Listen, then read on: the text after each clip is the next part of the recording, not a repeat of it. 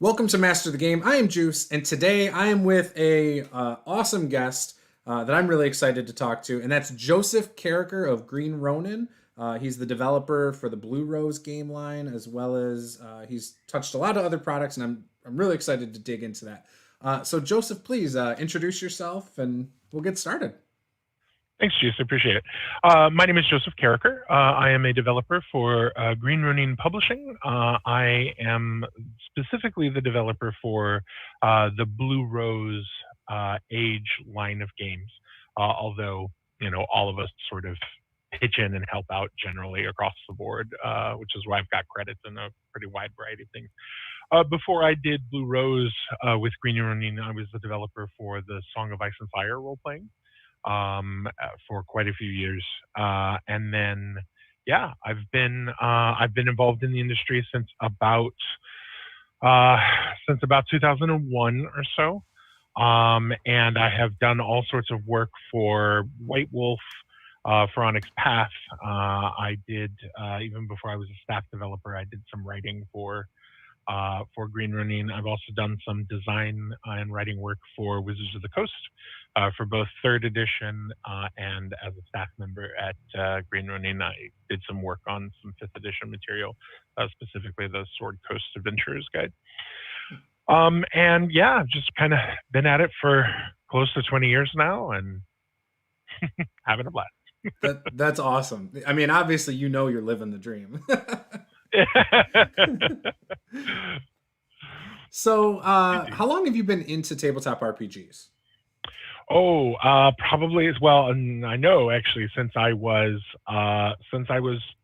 12, which makes it over 30 years at this point. That's the age I kind of dabbled as well. Yeah. It was kind of interesting. My mom brought home the red box of D&D for me.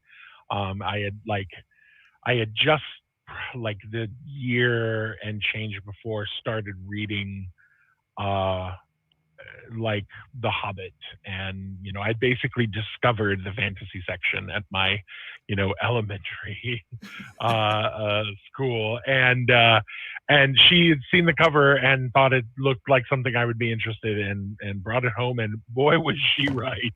That's funny.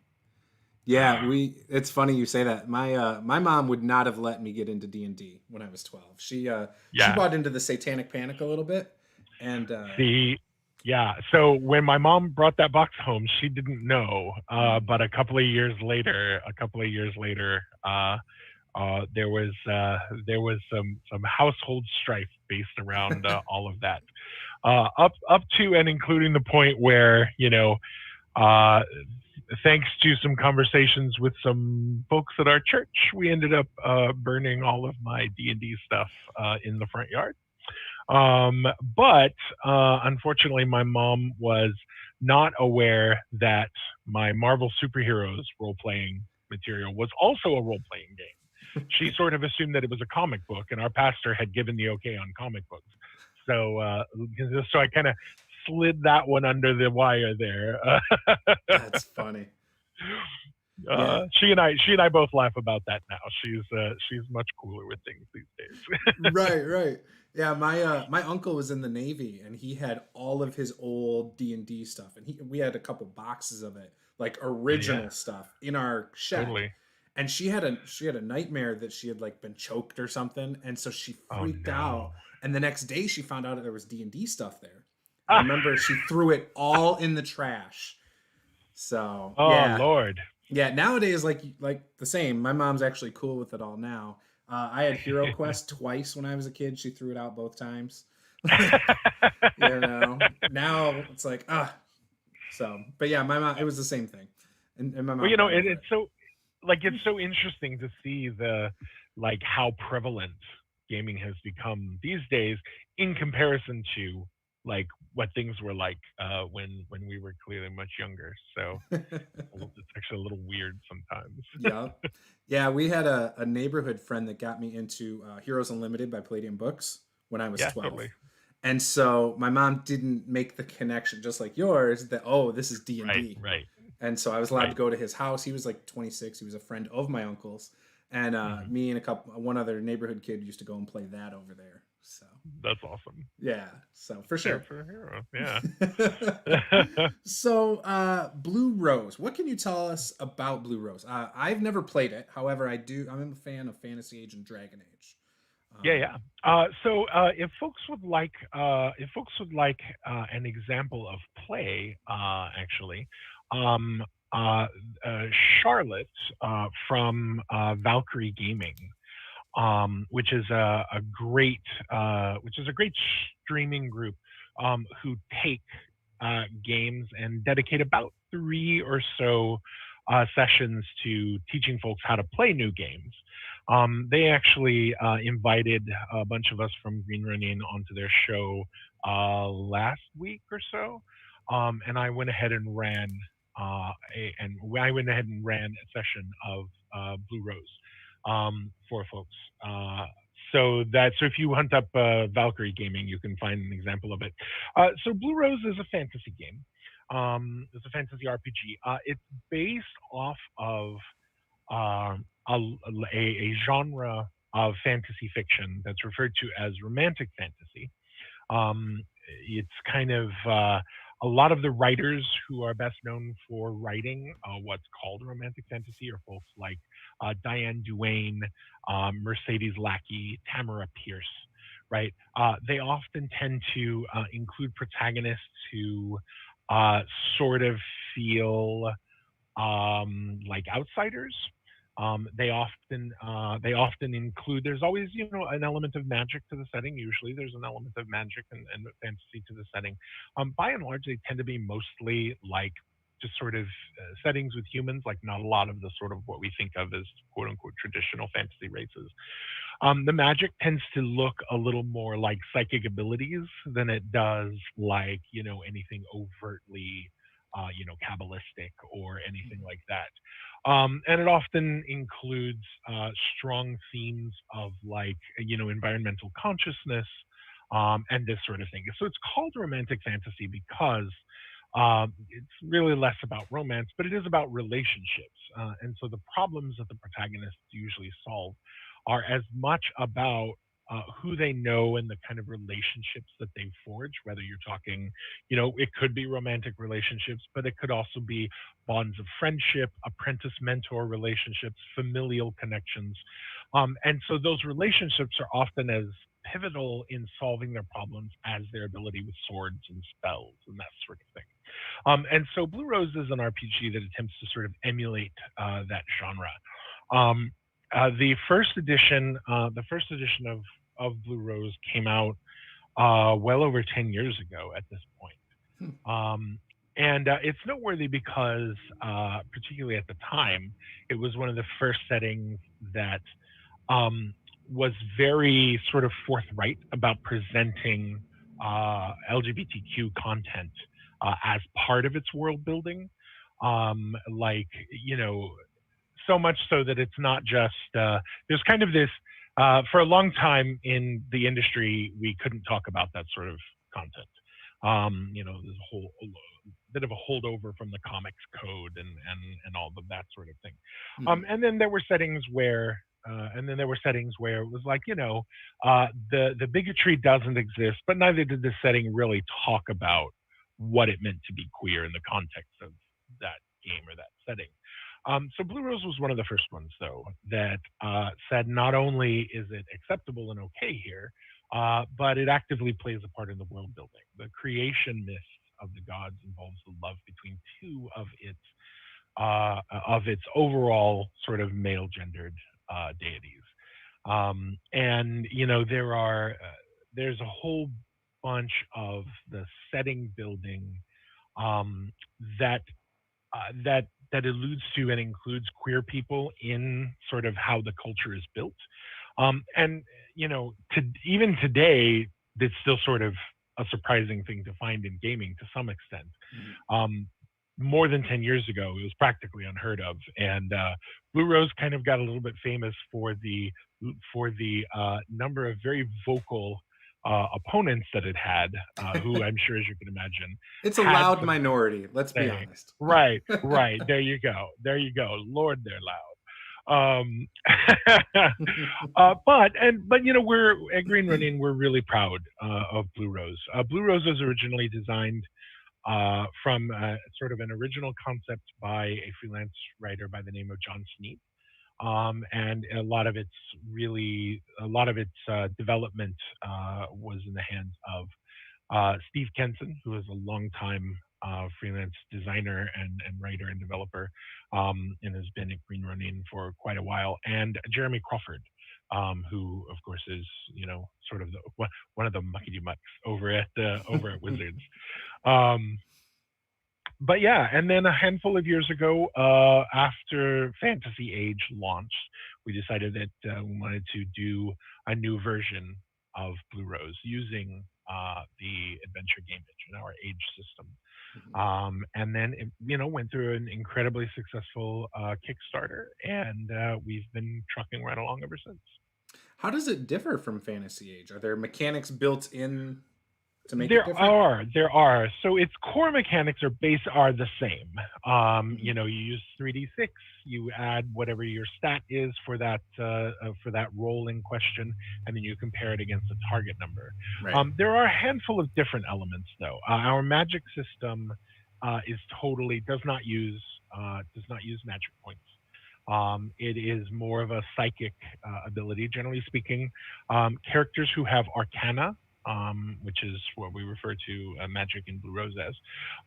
Characters who have Arcana can basically use their Arcana as often as they like. Certain of the more powerful Arcana have the possibility of inflicting fatigue on characters.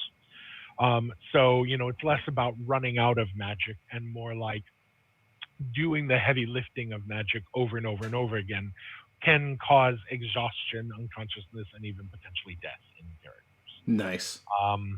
One of the other traits of Blue Rose is that there are a number of sort of non-human ancestries in the game.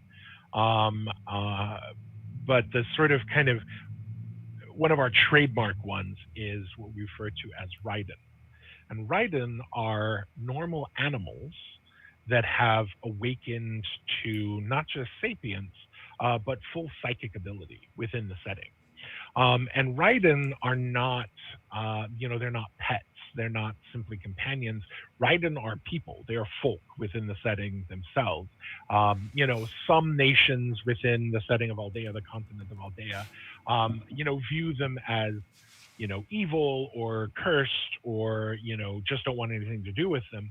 But in kind of the core nation, Aldis, the Kingdom of the Blue Rose, they are granted full citizenship.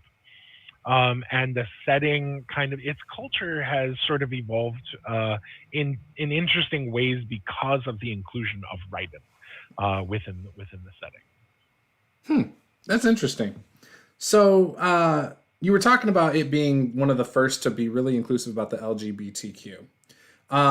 Now, why do you think, game companies and things like that were so resistant to put it out there? Do you think they were worried about the backlash or like a rating system I think so. Yeah, I think so. I mean, for a large part of it, I suspect, folks who are not themselves queer didn't see it as necessary. I mean, to this day, we still hear, look, there's no reason for a company to put that in their books. Players can play whatever they want to play. Nobody's telling them they can't be.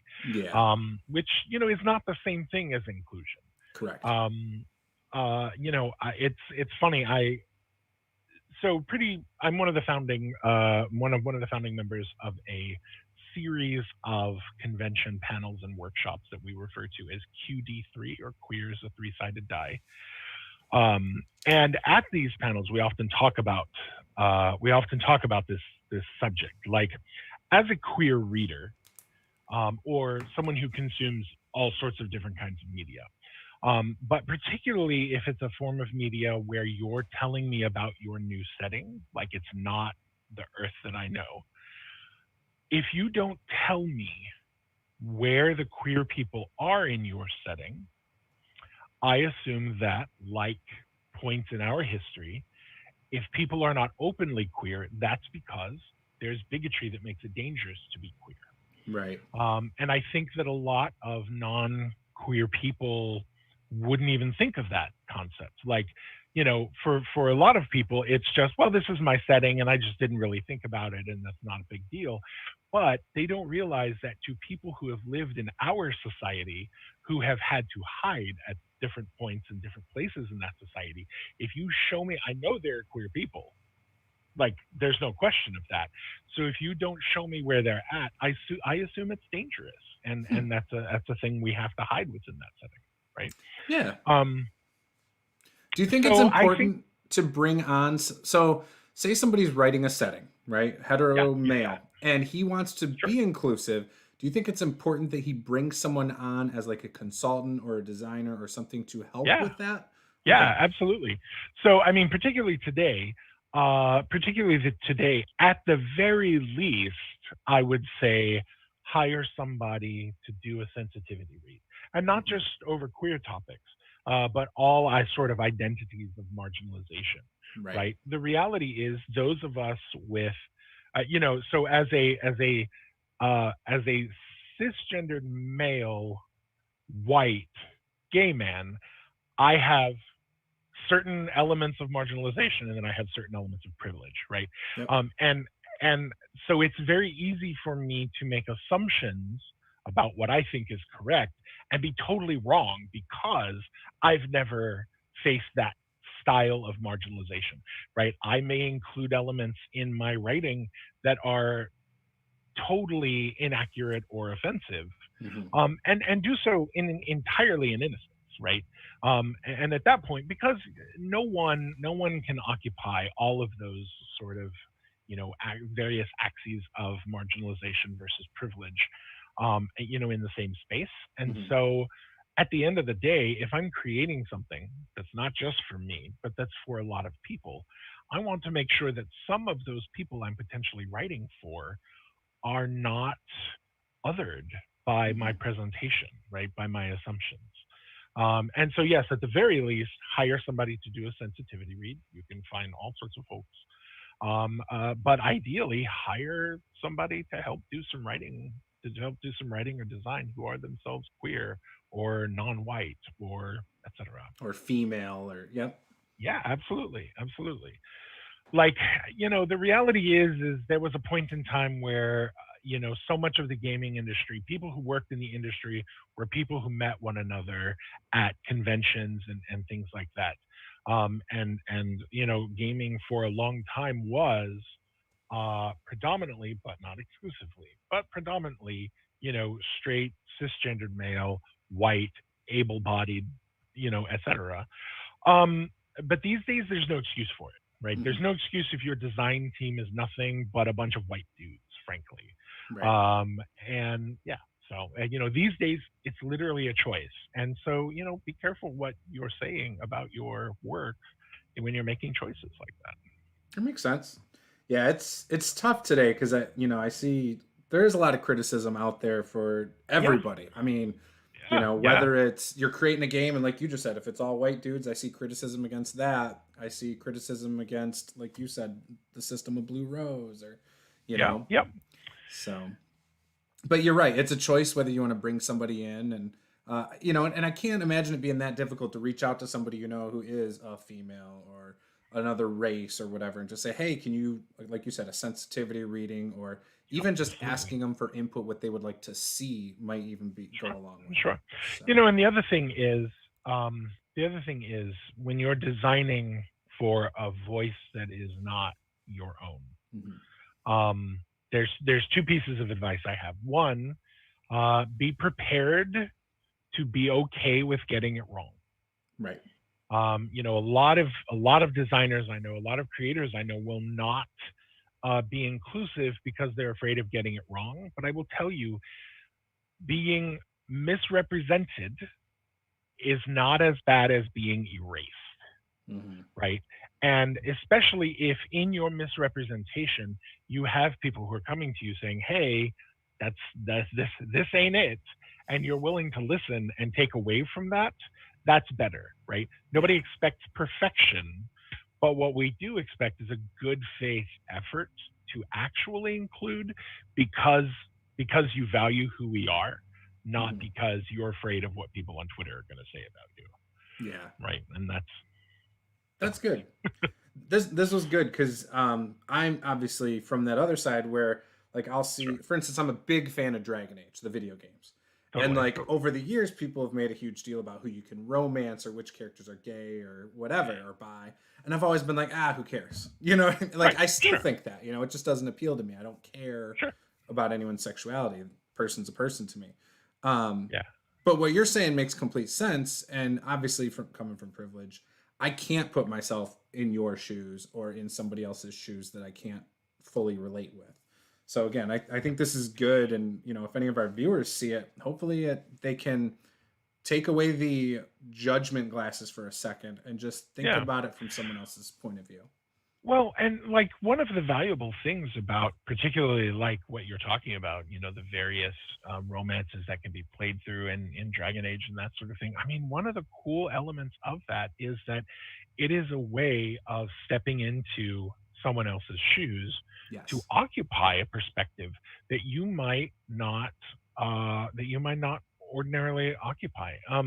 So it's a little bit brain breaking, but like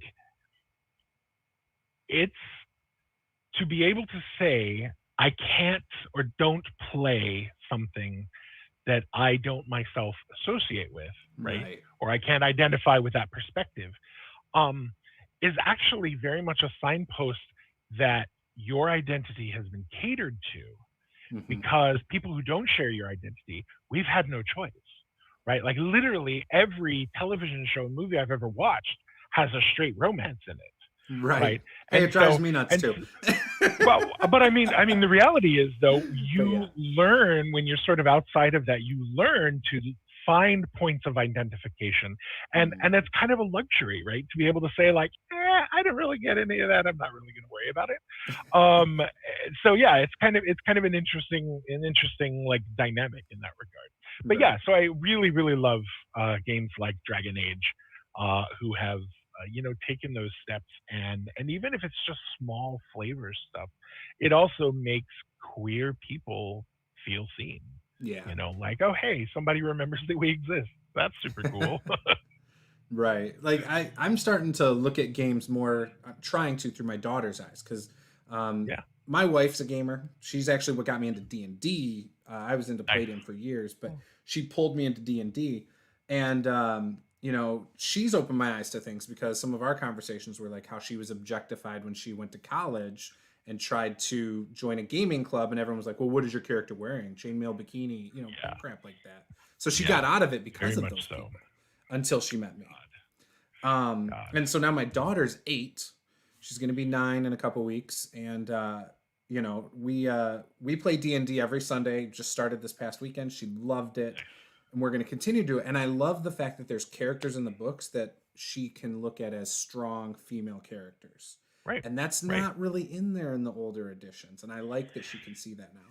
Yeah, I mean, at the end of the day, I really have to say, like, I really, really respect women in our industry, both in terms of those who play it as a hobby and particularly among our creators, who have stuck through it despite all of that, because it sucks being erased. But honestly, what's even worse is some of the depictions that, like, there were no queer people for a long time, but some of the depictions of women have been just appalling. Yeah. And I really, really respect those who kind of, sort of dug in and said, nope, you're not going to take this thing from me. This is as much mine as anyone else's. And like, yeah, rightly so. Yeah, I think it's important in games, whether it's the art or even in like modules and stuff. I think it's good to have a strong character that represents various things like we've discussed. Because again, like, I never thought about it before having kids or any of that. Like, oh, Yeah, like I never totally. cared that a girl's artwork in there was chainmail bikini. I thought it was stupid, but Right. beyond that, it didn't matter to me. It was just art. Sure. It was And no now impact. I'm Yeah. like, no, this is good because like I refer to the art in there now when I'm talking to my 8-year-old daughter. Like, look at this, you could play Yeah. this type of character or this one, you know. That's so awesome. I love that.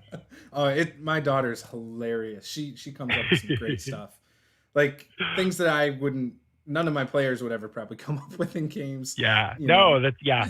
Kids, particularly at that age, are the best. They're just the best. And I can't wait Such for my 5-year-old unhinged son to sit creativity. Yeah. down. My 5-year-old son has too much energy to do it, but he's got a wild imagination too. Uh, So you worked on White Wolf and Onyx Path.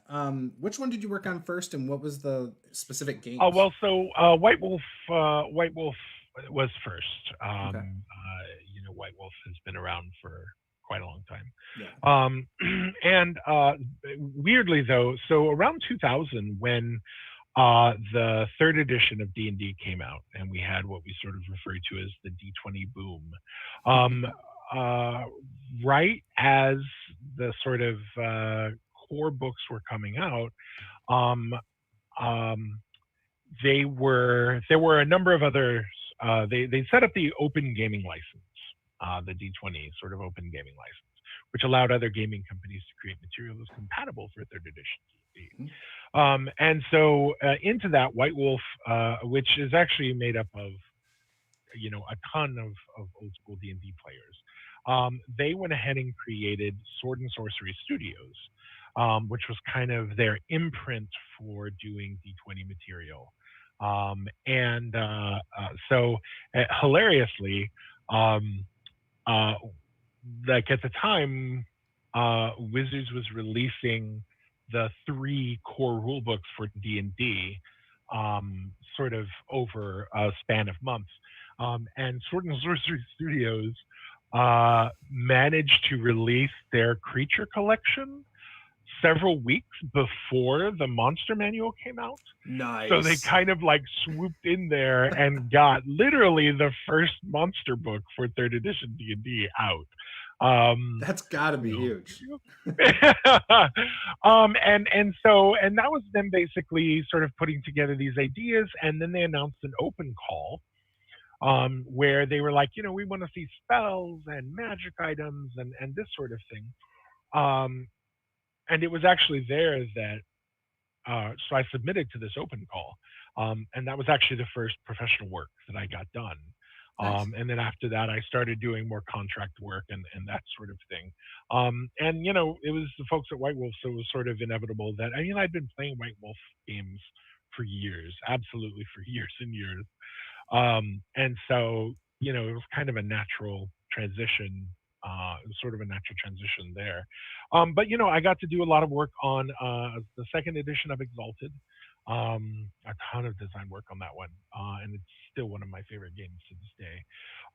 And then when White Wolf launched what was referred to at the time as the New World of Darkness, and it's called the Chronicles of Darkness now, I did a whole bunch of design work, up to and including eventually in 2007 being hired as a full-time staff developer for Vampire the Requiem, and then I moved out to Atlanta, and went to work in those offices there, and that sort of thing. So you kind of stumbled into this by accident. Sort of, yeah. My route to it was not the normal route. Right. I kind of got in when there was a huge kind of it was a gold rush, except there were D20s involved. I'd almost prefer D20s involved, so that's okay with me. Frankly, yeah. But yeah, so I was just kind of in the right place at the right time in a lot of ways. But the reality is a lot of work in the industry. Yeah. Sort of looks like that. What were you doing before you got into that? I was working as a telephone operator. Oh, nice. I'm sure you miss it every weekends, day. Oh yeah, and on weekends I was actually a member of for a while White Wolf had a set of demo teams, who would go to conventions and local gaming stores and they would run games They would run demo games.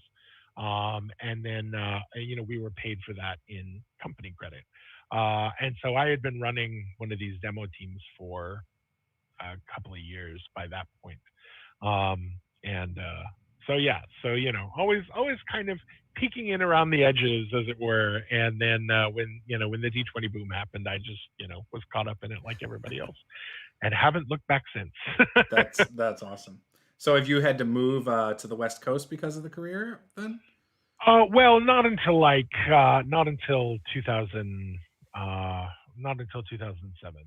Okay. Up until then, it was all freelance, working from home, Yeah. which it still is today, really. So then you're obviously a designer for Green Ronin, and they're in Washington. So I'm assuming you're up there, right? No. Oh, okay. Everyone at Green Ronin, most of the folks at Green Ronin do not live in Seattle. Oh, okay. We're all and entirely we have folks across the U.S. And I'm actually down in, although I'm relatively close, I am down in Portland, Oregon. Oh, cool. My one of my sisters-in-laws lives in Portland, so that's awesome. Nice. Yeah. We have yet to get out there, but but yeah, no, that's cool because I've been talking to a few other designers. It sounds like being a designer is like pretty high up, when it comes to a game line, other than owning it, pretty much. Yeah. So we basically, the terms designer and developer are super interchangeable within the industry. Basically, each kind of company decides what that looks like. Yeah. Designers at Green Ronin, roughly, designers do a lot of hands-on writing, and developers kind of hire writers. And that's a lot of what my job entails. As the developer for the Blue Rose line, my job is basically to pitch new books. Once a year, Green Ronin has a summit where, because we're also, like, we live in separated places, like we've got folks in New England, we've got one of our owners is in Washington, we've had folks out in Chicago and Indianapolis, and et cetera, and then all up and down the West Coast. So because we're also far flung from one another, once a year we have a summit where we all fly in. There's a rental house kind of a thing, and then we get together over the span of a 3 or 4 day weekend, and we basically plan the next year and a half worth of releases and that sort of thing. So it's a lot of proposals and comparing and contrasting ideas, and then the the special hell that is building a publishing schedule from all of these ideas. But so part of my job is to come up with ideas for books, propose them to the rest of the company, put together the outlines for the books that we decide to go ahead and go with, and then hire writers. And a lot of times that's a matter of going to writers that I've already worked with, whose writing style I know, whose ability to adhere to both editing requests and deadlines is a familiar thing to me, but also getting new voices in and that sort of thing. So it's kind of there's a bit of back and forth in that regard. And then I provide. They send me their first drafts. I do red lines on them, which is, me kind of looking at the overall draft and saying, this is what's working for me, this is not, I'd like this changed, do more of this. And I send that back to them, and then they get that done and back to me as a final draft. And then it goes into a final series of edits from me, which is mainly mechanical stuff, and then edits from an actual editor, and then it goes into production to be turned into a full book. So do the writers write mechanics, or they just write fluff? Not fluff, but lore. Well, it depends. I mean, it depends. Some writers feel more comfortable with one type of writing than another. So part of my kind of juggling act is making sure that my team is full of folks who are capable. I will tell you, I always encourage all of my writers. I know there are things that you're better at, but take work that involves the stuff that you're not as good at, particularly with a developer that you can trust to get you comments back, because that's how you build that skill set. Right. And I'll tell you, my ideal writer is somebody that I can feel confident in assigning fiction writing that I can feel confident in assigning setting building, scenario design, or straight up mechanics. I need somebody who can check as many of those boxes as possible because I have all kinds of different writing. And the reality is, the more capable you are at all those different types of writing, the more work you're going to get. So right, that makes sense. Um, so all right, so you worked at White Wolf. You moved up there. Then I'm assuming you went over to Onyx Path. so Onyx Path. So after White Wolf was basically, as a publishing entity, was shut down Mm-hmm. by. So it was purchased by a video game company called CCP. They're the folks who do EVE Online. Because at one point they wanted to create a World of Darkness online, this sort of MMO that was steeped in the kind of gothic punk modern horror that a lot of White Wolf's games were in. That would have been And great actually, 15 years ago. well, yeah, you're not wrong. And I actually went from working in publishing to being hired as one of the content writers Oh, cool. for this burgeoning MMO. And then that's what I did until about 2012, when CCP sort of shuttered the entire project and it just wasn't working and that sort of thing. Well, and so out of that, a bunch of the folks who used to be White Wolf, particularly Rich Thomas, he went ahead and founded his own publishing company, Onyx Path, and then licensed a bunch of the White Wolf games from CCP in order to continue publishing them, mostly in a PDF online market kind of a thing. Mm-hmm. And of course, it's gone a bunch of different places since then. But yeah, so I did a lot of work for Rich and the other good folks over at Onyx Path. But right after I and a bunch of us were laid off by CCP, I was approached by Chris Pramus, who is president of Green Ronin, and he asked if I, was at all interested in, Song of Ice and Fire, and if I was interested in maybe taking over development of their RPG based on the property. And as it turns out, I was a great big old Westeros nerd, so I was like, sign me up, let's go. You're going to be waiting for those last 2 books for another 30 years. You know what? That's all good. Yeah, as someone who also writes novels, I am very much of the like. You know what? But I have gotten what I have paid for. I paid per book, and I got every single one of those books, and that is the end of his debt to me as a commercial entity. So right. So working on A Song of Ice and Fire, did you guys have access to George Martin? Yes. So George Martin's office had to approve, because of our license, had to approve literally everything, both the art and the writing that went through. So, and by and large, it was just a matter of them going through and being like, well, this doesn't quite work, or what have you. They were also really cool with us adding material, as long as we were really clear that material had been added. Like when we did a book for the Night's Watch, I included an entire appendix, which I actually also wrote, an entire appendix on the others, so the White Walkers, basically. And kind of sort of like we had kind of a set of generic White Walker stats in the core book, but I kind of wanted to take some of the like Westeros legends and myths and say, what if those were actually White walkers and then they came back? And so there was like 4 or 5 of these really flavorful versions of the White Walkers, including Night's King, actually. That's like me and my wife are huge Game of Thrones fans. I never knew of it somehow until the show, obviously.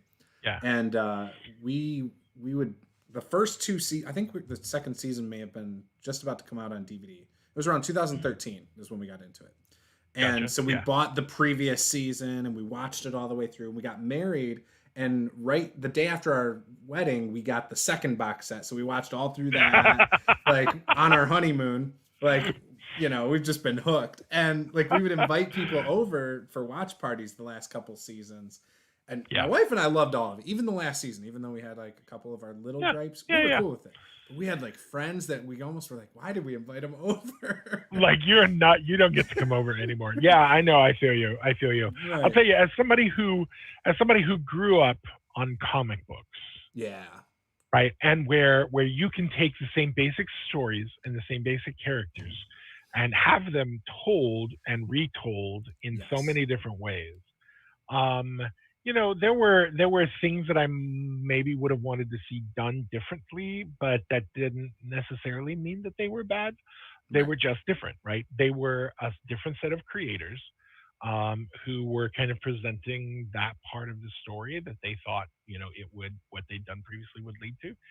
And I enjoyed the series. Yeah, I enjoyed the series. You know what? It's funny you bring up comic books because maybe that's why I'm so tolerant of all these creative endeavors because I'm so used to like my favorite characters being spun and used different ways and reborn yeah. Well, so it's interesting because and I say this as someone who makes his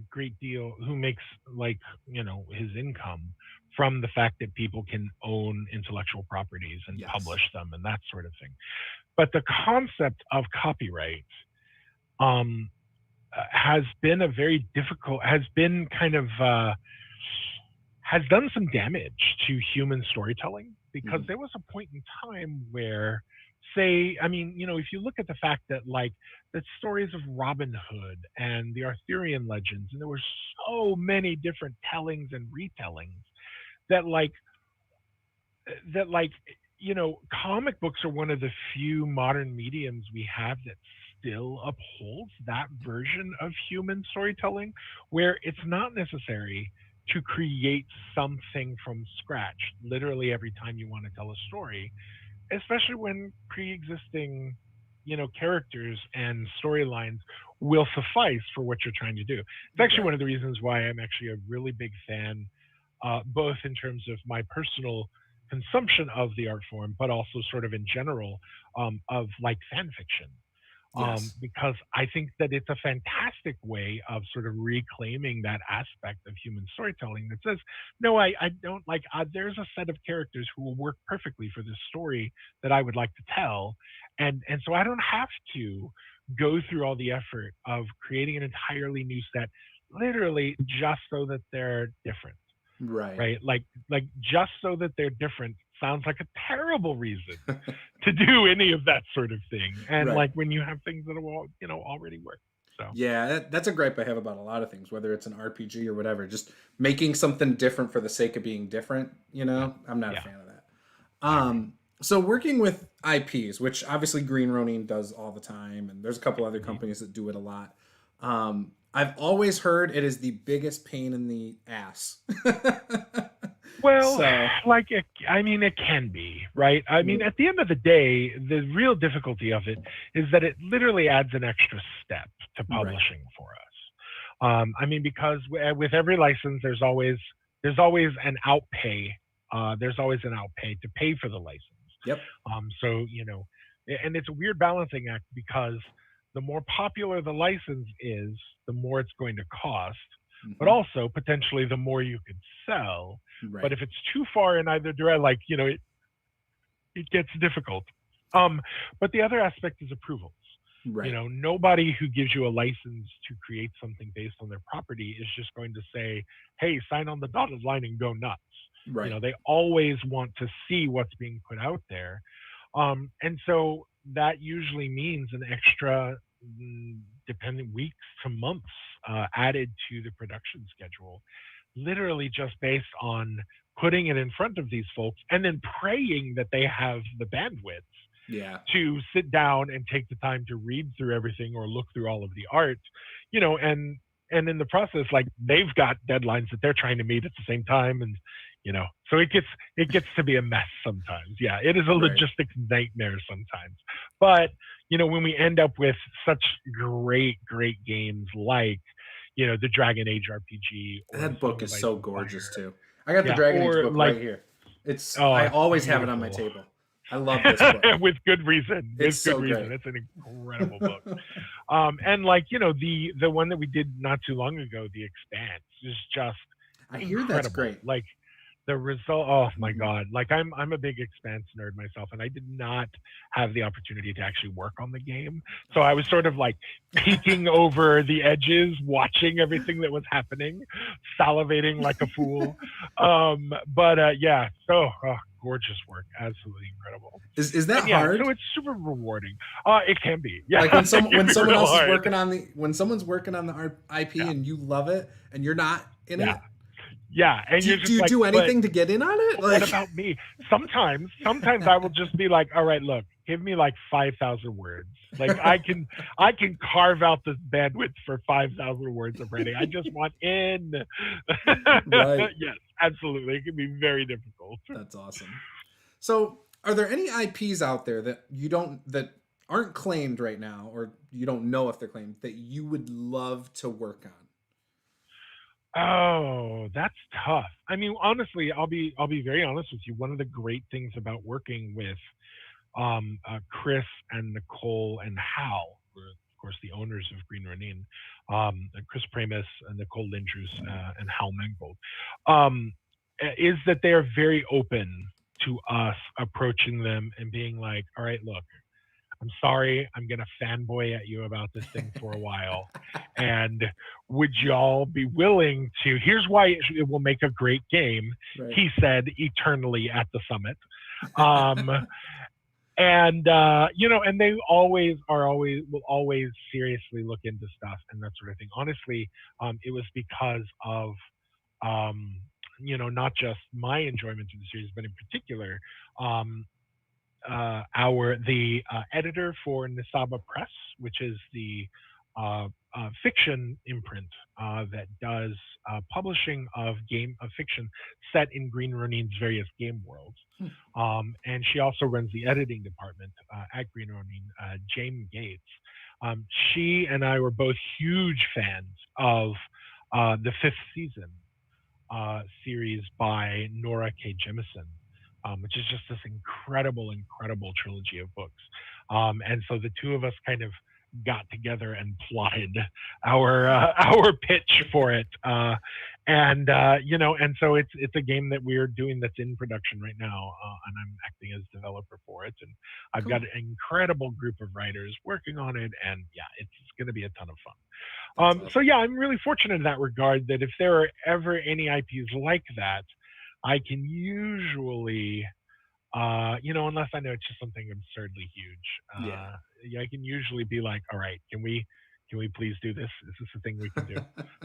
And we'll investigate it as a company. So that's a nice feeling. Ever since I've played it, Final Fantasy VII, that has always been the game I've wanted to see turned into an official RPG. I've got two unofficial ones, and one of them's actually a lot like the video game, but I don't want it to feel exactly like that. You know what I mean? Sure. Yeah. You want to play in the setting, not with those mechanics. Yeah. Exactly. So, but that one is done really well. But that's the one thing for me.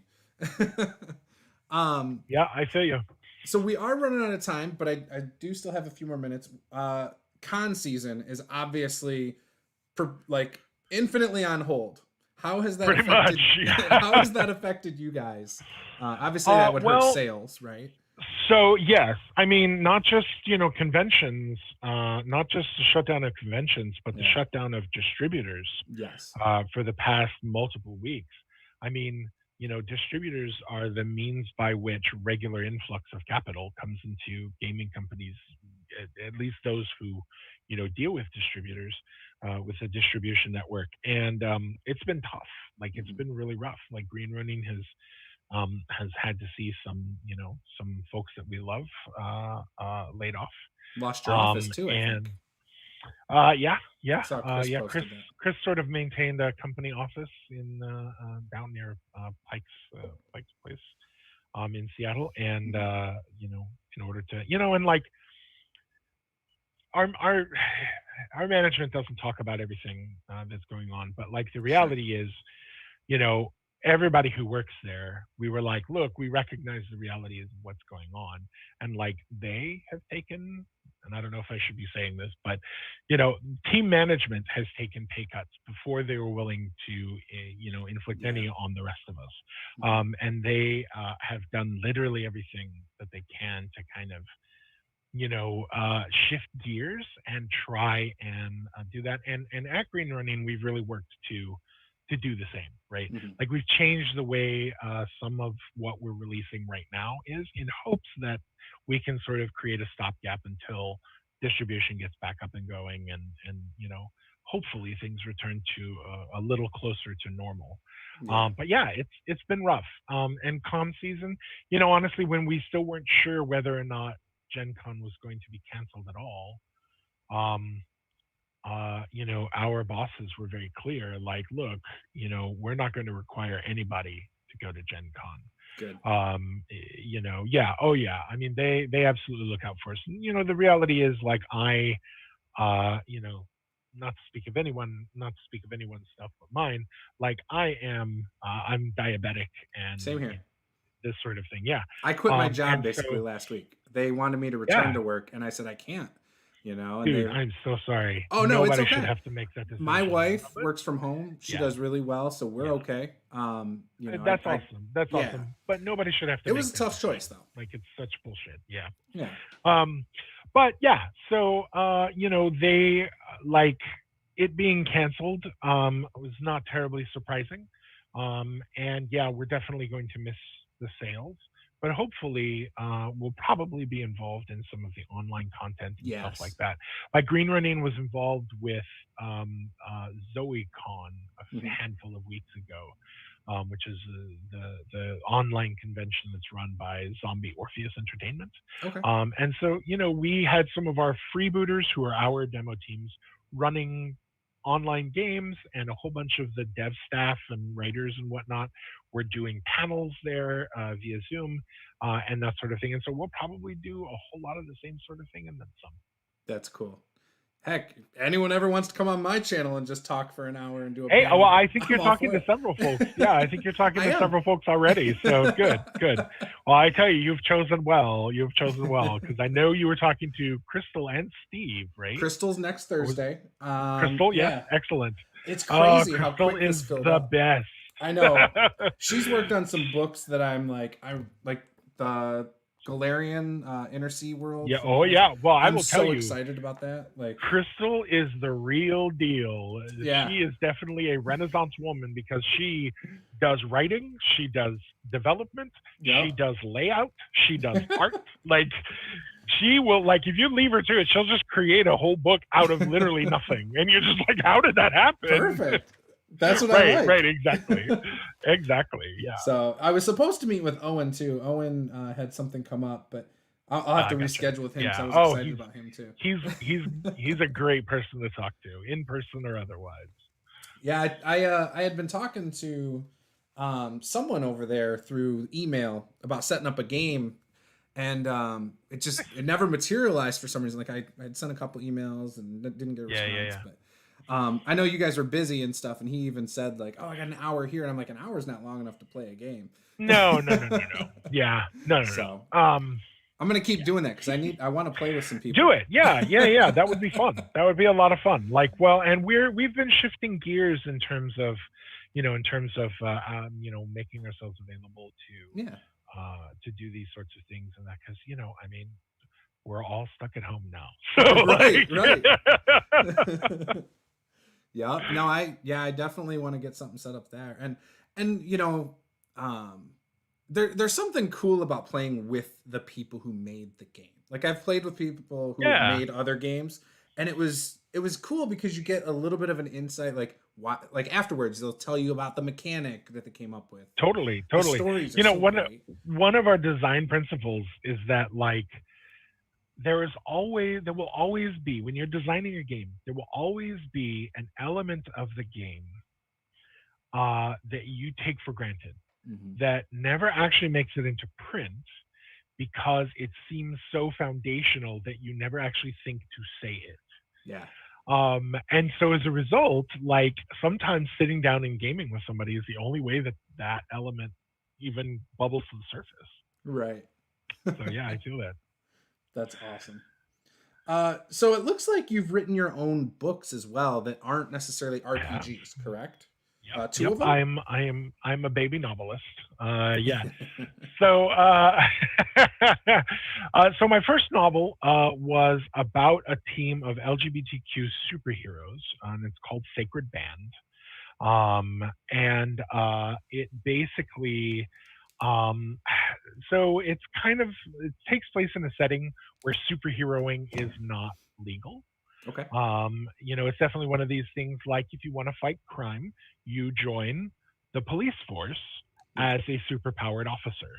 If you want to, fight for truth, justice, and the American way, you join the armed forces, or get into politics, or you go work for corporations or whatever, right?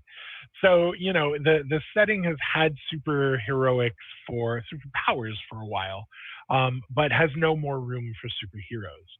And this team of superheroes gets together because they encounter some forms of queer bigotry, queer oppression that the people that you're supposed to go to in whatever society you're in, who are supposed to do something about it, are most often the ones who foster bigotry and oppression and this sort of thing. The fact is, and it's still true today, the law enforcement in a lot of places not only won't help queer people, but are some of the people that queer people have to fear the most. Mm-hmm. And so this basically story behind this novel is this, group of queer superpowered individuals discovers that something is going on and queer people are being targeted, and the people who are supposed to help them won't. So as queer people have done literally throughout the entirety of our history as a sort of subculture, is we have banded together to take care of our own. And so this is that story written in kind of a superheroic idiom. It's been a lot of fun. And then I also wrote a novel that is set in Blue Rose. It's not a game. It's not a game source book. It's a novel that is set in Blue Rose called Shadowtide. And it is kind of my love letter to New Orleans, and to the spy genre of things and this sort of thing. So that's awesome. I love it. And where can people buy those if they're interested in picking them up? The first edition of Sacred Band is no longer available. However, Nisaba Press has picked up that contract, and they will be re-releasing Sacred Band as well as its sequel in coming months. It's just not currently available. Shadowtide can be picked up from Nisaba Press. And you can get that on Amazon, or just about any of the big bookstores that folks pick up their reading material at. And so if you just Google Shadowtide, that'll pop up? Shadowtide, all one word. It might help to add my last name, but yeah. Okay. And that's Carriker, Carriker. 2 R's. Carriker. Yep. I said, okay, yeah. I wrote it right. I just don't have... Perfect. Awesome. Okay, well, that's about all the time I have today. However, this has been fantastic. I would love to have you on again. It's a lot of fun. Yeah, that'd be great. I would love that. Awesome. And if there's anything you want to promote, website links, Twitter, feel free to do that. Gotcha, yeah. So once again, I'm Joseph Carriker. I can be found on Twitter at Oakthorne, OAKTHORNE. And you can find Blue Rose at blueroserpg.com, as well as greenroninpublishing.com. So thank you, everyone. Yeah, and I will update the pinned post, and I will put that in the description hopefully later today. So thanks again, Joseph, for coming on. And thanks for having me. I appreciate it. And you guys watching, game on.